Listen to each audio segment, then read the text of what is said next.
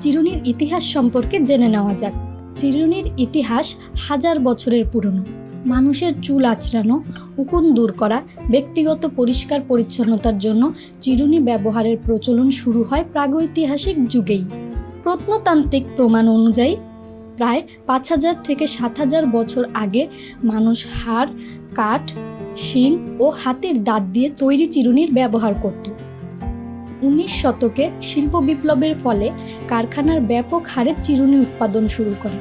এরপর 1760-এর দশকে সেলুলয়েড, পরে 20 শতকে প্লাস্টিকের ব্যবহার শুরু হলে চিরুনি আরও সস্তা ও সহজলভ্য হয়ে ওঠে।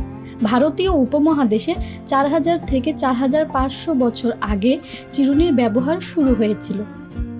পরিশেষে এটাই বলা যায়, চুলের ধরন যেমনই হোক না কেন, দিনে 2 থেকে 3 বার আঁচড়ানো ভালো।